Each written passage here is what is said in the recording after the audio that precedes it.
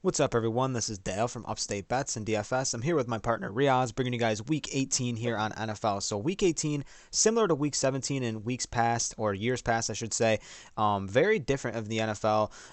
They got teams that are playing for playoff spots, teams that are kind of fluctuating seeding-wise, so they're trying to win games. Some teams are just resting all their starters. Other people are playing for contract incentives. We got a couple people playing for records here now that there's an extra game. Now records are starting to be broken a lot more. So crazy week. Usually a lot of people don't like week 17. It usually is week 17, but now it's week 18. So people don't really like this final week in the NFL. Just because like it's hard to target some guys, especially when teams are sitting. You don't know who's going to get the most amount of snaps, or like if a team's like got a different quarterback in and they're running with the whole second team. So I'm going to kind of stay away from those guys in this slate. I'm going to target the guys that I really know I like, that have been consistent for us all season. So I'm really excited to get into the slate. So a couple things. If you haven't signed up for PrizePicks before, you can sign up using promo code Upstate. That'll give you a 100% deposit match on your first deposit up to $100. So if you deposit 100, you get 100 back to play with. So awesome deal. I know a lot of you guys are season-long fantasy football players. If you guys are out of that season-long now, you want to dive into some daily fantasy sports, into the playoffs for the rest of the season, this is a great way to start. PrizePicks, especially with that promotion they do, is a great way to dive into some fantasy sports. It gives you a little bit more boost to watch the games and whatnot. You don't have to throw a crazy amount of cash, but it's a fun way to indulge in the game a little bit more. So it's a very simple way to play. You can even mix and match sports. If you're a fan of college football, fan of NBA, esports, tennis, NHL, you can take someone like Tyler Huntley. He's here at 210.5. You can pair him up with someone in the NBA on Sunday. I mean, anybody. You can do multiple different things in multiple different categories. So fun way to play. You're in the right hands here on Upstate Bets. We do offer a premium service as well over on Patreon, and Riyad's is going to tell you about that. Yeah, we had an amazing week 17. We had a bunch of winners on the Patreon, especially now uh, uh, with NBA ramping up. We do that Monday through Sunday. We have plays, a bunch of write ups, and now with this the last regular season week for NFL playoffs coming, there's no better time to sign up. You can find that at patreon.com/upstate, and it will be in the link in the description below. Yeah, so we got a lot of winners coming around week 17. NFL is just awesome for us. I mean, like there's a lot of ways to catch certain things in the NFL. And like I said, the contract incentives is something I wanted to target, especially on this slate. I'm going to bring you over to pickswise.com over here. This guy wrote up a really good article talking about all the different player props for these contract incentives. So between Marvin Jones and Stephon Diggs, Marvin Jones needs 4 receptions for $500,000, and Stephon Diggs needs 6 receptions for $658,000. He also needs 231 receiving yards for another $685,000.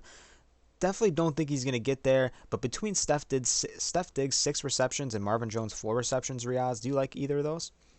Yeah, I like Jones a little bit more just because he seems to kind of be the number one for Trevor Lawrence. And in that Buffalo game, I mean, we're from upstate New York, so we kind of know what's going on in that Buffalo game.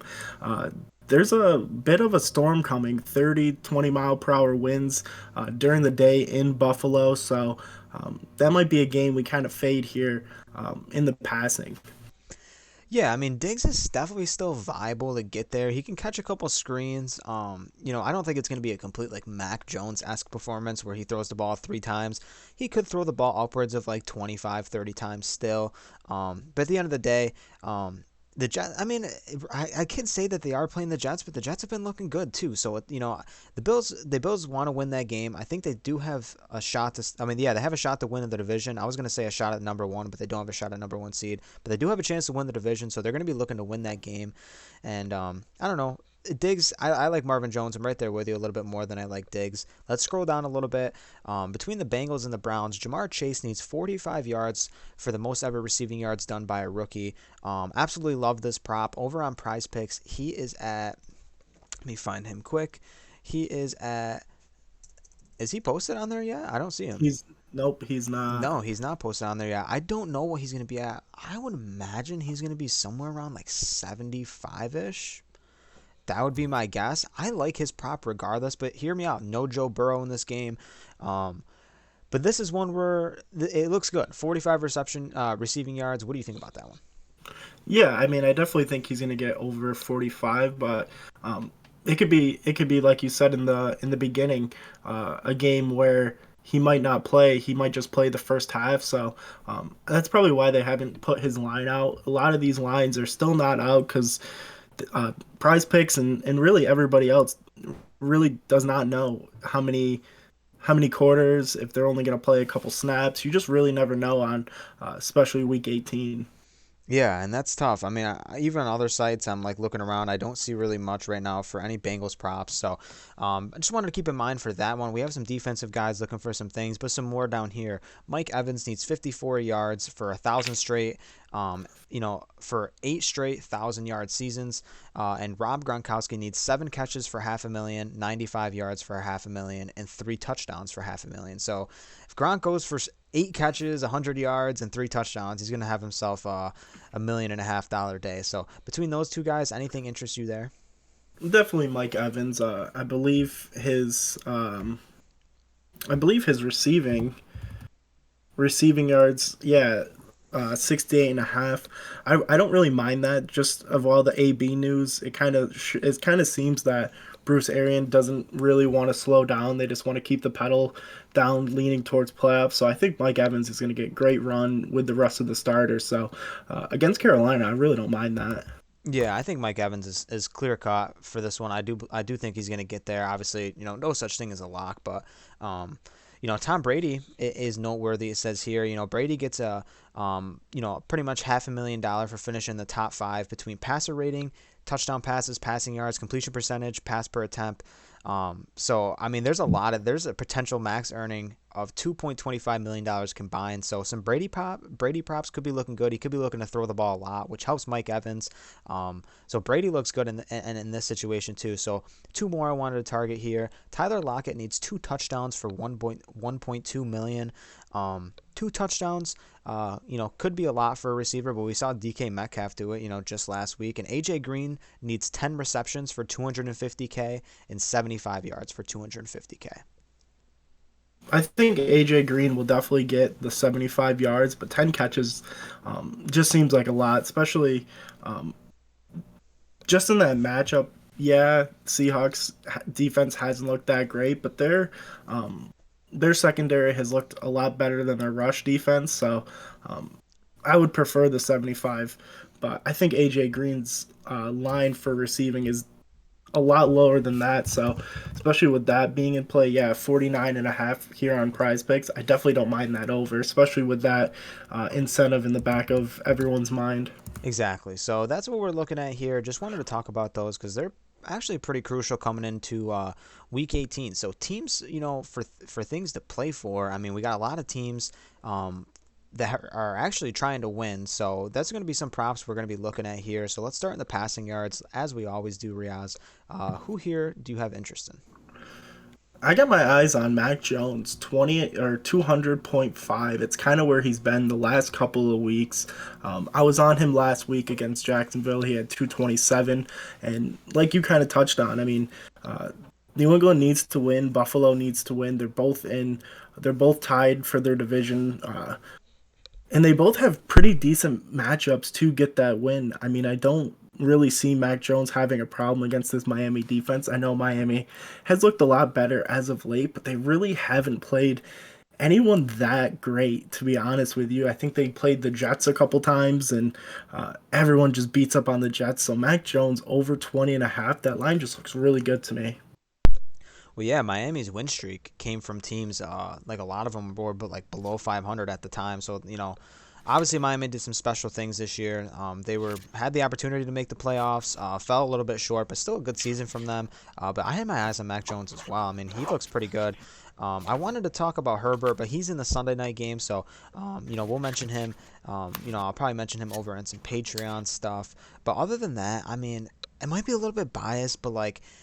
I mean, I need Jacksonville to win this game. As a Pittsburgh fan, Jacksonville needs to win this game against Indianapolis. They're like 16-point favorites. The Colts are. It could be a spot. I mean, that is every week where Jacksonville is just, 16, 15 point dogs. We can say it week in, week out. This is a situation where Lawrence needs to throw, but he needs to throw every single week. But I'm just saying that game, I need Jacksonville to win. But other than that, I mean, we have those Brady incentives that look good. Don't have interest in Stafford here. Other than that, I think that's it, man. Heineke is a guy, too, that you can look at because in an under situation, I'm talking here, you can look at him because they might throw in Kyle Allen here. I mean, this game's kind of a wash, so they might put Kyle Allen somewhere later in the game. Maybe Kyle Allen comes in like the fourth quarter or the second half just to kind of see what they got. So Heineke here, I mean, you could lock him in at 197 and take an under and just kind of hoping that, he might not get full run. Yeah, without a doubt, and that kind of seems like a lot of teams here. We know Tannehill against Houston, they could be blowing out Houston pretty early, and he doesn't even play the second half. So, and he's on a team that's pretty much locked into the second seed. So Yeah, I mean, right now they are the first seed. So if they win, they lock up the first seed. I mean, Kansas City's praying for them to lose. So let's talk over rushing yards, man. It'd be hard to talk about rushing yards and not bringing up Jonathan Taylor. He's at 110. Two down games from him these past games. He got us there against Vegas, so his line was at like 105 and a half. But it's crazy to think that this guy's just going for 100 every single week, and we're saying they're down games. But like I said, big favorites against Jacksonville. If I'm the Colts and I'm up early on Jacksonville, if I'm up by like 3 scores in the first half, JT's probably gonna go to the bench, and they'll probably roll out Hines and whatnot. So I don't think JT looks as good as he does in past weeks, but he really can explode. And other than that, for me, a couple more guys, but I'm wondering who you like first. yeah, I like Michael Carter here, 35 and a half. We saw just this Bills rush defense just get torched almost every single week. And at 35 and a half, I mean, 4 out of the last 5, 54 against Tampa Bay, who has a phenomenal run defense. And he already had 39 against Buffalo November 14th. So definitely a guy who knows how to get the job done on the ground. And against Jacksonville, we saw him uh, the day after Christmas go for 118. So uh, even though I think the Jets are going to be down by a lot, I think the weather is going to play a big factor in this game, and they're going to need Carter to really get going here. Yeah, I agree, man. I like Carter's line too. Buffalo's run defense has been, really exposed at times this season. I like Rex Burkhead here. He's at 37 and a half. He just got us over in a couple of these games, had a really good game against the Chargers. I think they agreed to a contract extension, which doesn't help the fact much, but they do have a lot of veterans on this team. And, they're playing, if they get blown out, they might just put Rex out there regardless. He's been seeing a lot of touches. 16 touches against Jacksonville, 22 against the Chargers, and another 16 against San Fran. And Tennessee, I mean, like I said, if they decide to pull their guys, Burkhead is going to have an opportunity to kind of run against, some second string guys, and he's got us there a couple times this season. And with that volume, I don't mind Burkhead at 37 and a half. No, he's just looked so good as of late. I mean, he's not really rushing for that many yards, but he definitely gets the workload. And at 37 and a half, that's just a really great line for him. And that's about it. I mean, for me, I mean, down here, some of these San Francisco guys, if they want to control the clock, against this Rams team to kind of keep them off the field, similar like they did in the first matchup, they really dominated the clock in that first matchup. You can look to some of those guys as well. But anyone else here? Or do you want to hop over to receiving yards? Yeah, we can hop to receiving yards. So a lot of things, man. Let's talk two guys. We talked about records being broken. Mark Andrews has a chance to be the leading tight end in receiving yards to break that record. That's significant. We also have Cooper Kupp, which is just simply phenomenal, has a chance to lead the league in all 3 statistic categories for a wide receiver in receptions, receiving yards, and touchdowns. He has a chance to triple crown the league, break Kelvin Johnson's record, and also break Michael Thomas's record for reception. So he can across the board smash. I mean, you could throw a lot of down on Cooper Kupp for a big payout this coming Sunday. Yeah, a lot of things he can do. 114. What do you think about his line? I don't love that it's at 114 and a half, but I definitely get why it is. We touched on it a little bit last time. Uh, they got held to 10 points, but he still had over 100, what was it, 140 or something like that, 104 receiving yards. He just 100 had an and unbelievable yeah, game. 122. 122. So it really doesn't matter. It seems like Stafford just always looks for Cooper Cup, and why not? He's been so consistent all year long. We just continue to be on him, and we just keep winning on him. So 114 and a half, it does seem high, but he's just been incredible. So it's kind of hard to not bet on somebody who's pretty much the MVP of this league this year. Yeah, I mean, realistically, 136 yards to break the record. I think he has a better chance of getting to 136 yards rather than he does to get. I think it's 13 receptions to kind of get that Michael Thomas record. I would bet on his receiving yards rather than his receptions there. I know he gets targeted so much, but I would take the chance on him to break away a big one or catch a deep ball rather than, like, the 49ers to have a crazy good scheme to kind of lock him up to limit his catches. I do think he's going to get some catches, don't get me wrong. So I think he has a better option to get this receiving yards rather, but they are both ridiculously high. But let's scroll up to Mark Andrews as well. Has a chance to get that record. I like his 65.5. He needs quite a bit. He needs over 100 yards. It's around the 110 to 115 range to get this record. I still like the 65 though, regardless. I think Tyler Huntley is a pretty good man. He might get scooped up by someone this year if they decide to move off one of their quarterbacks. And I think, I don't know if he breaks the record, but I think 65 is an awesome line here for Mark Andrews.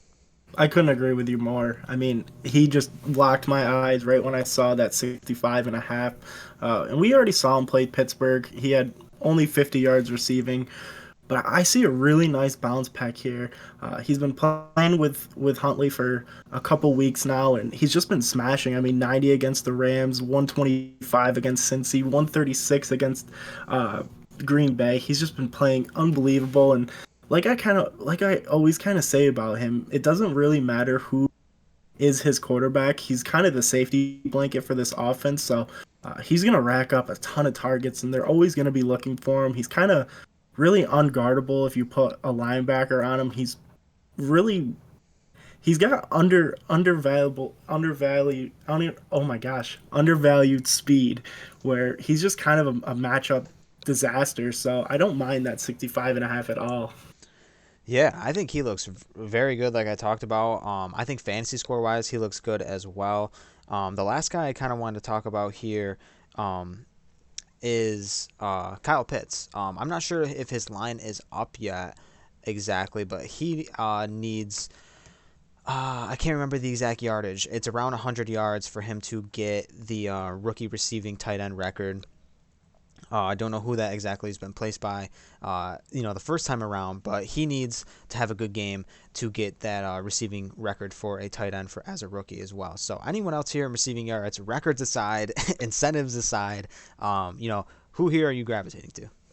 I mean, you could definitely take a look at Julio Jones.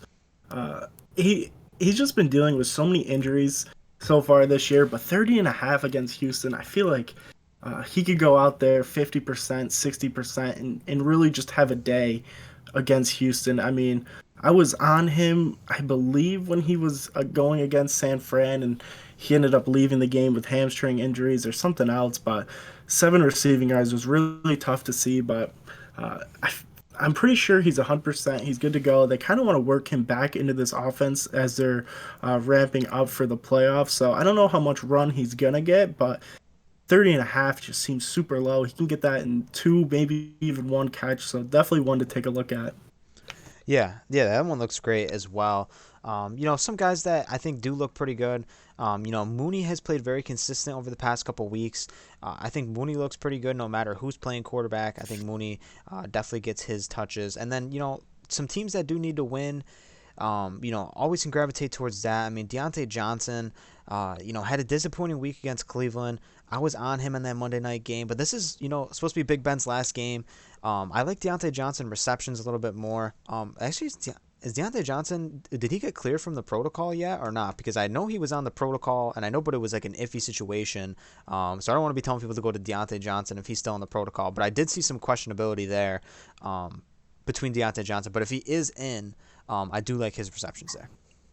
Yeah, without a doubt. And then it'd be hard not to be in receiving yards and not mention St. Brown here for Detroit going against Green Bay. 5 out of the last five, just been absolutely smashing. 60 and a half, I feel like that line is still not as high as it should be. So definitely a guy I have no problem getting to. Okay, yeah, Deontay Johnson is off the list.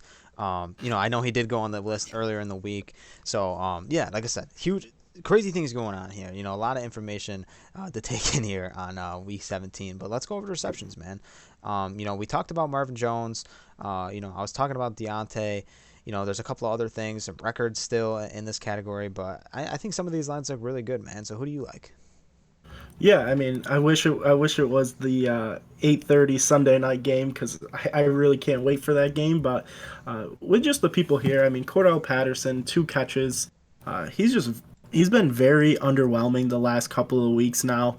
Not really in the passing game as much, but Atlanta's kind of a team that's might be fighting for a spot. There was a lot of talk about them being real close, but either way, they have to get Cordell Patterson back in the receiving end of the game. He's too versatile to just sit back and be a running back. So I had two. I know the Saints. That's not a great matchup, but I think he's going to have a little more success as a wide receiver than a running back in this matchup. Yeah, I agree. They need to get him more involved. To me here, I mean, I like some of these San Francisco 49er guys. I mean, we're kind of due for a big Kittle game again. You think realistically, he should have a big one here. Debo I think looks good as well, but he's always just like he's back and forth.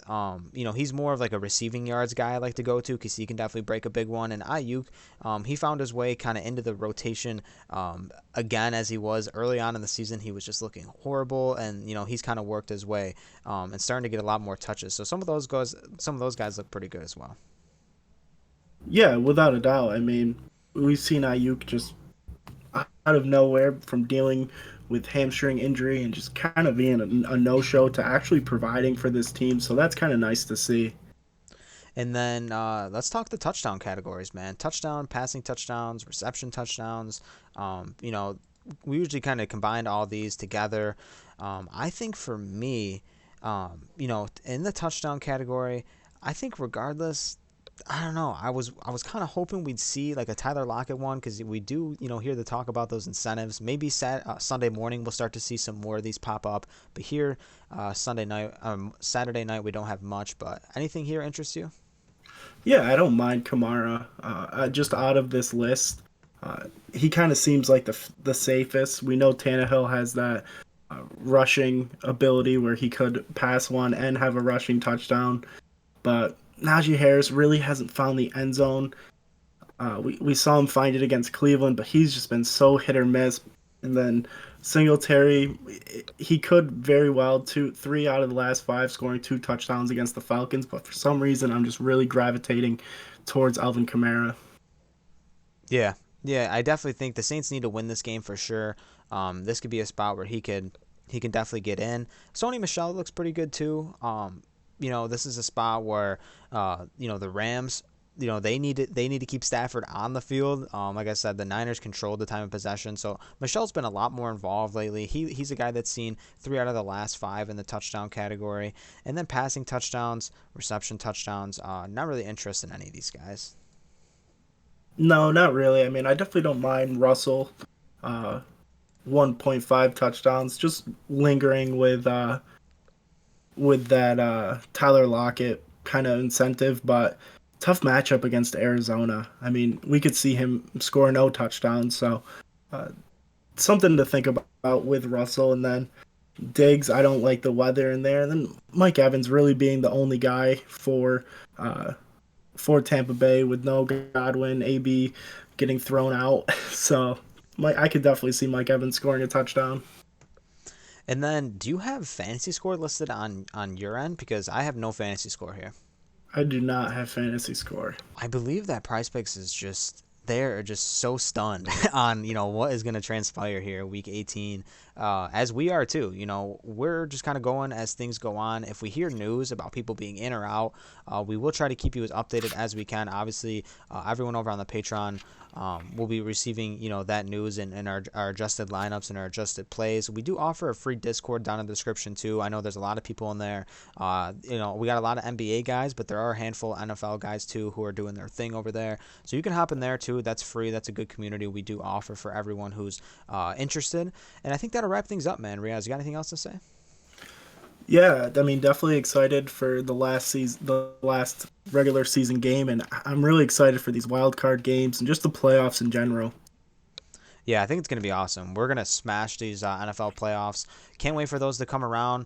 We're still going to be doing our NBA stuff, but, we're just going to continue to pump out content for you guys. Like, you guys have been enjoying it, supporting us. So thank you guys so much for everything. Let's smash this Week 18 slate. We'll see you on the next one. Peace.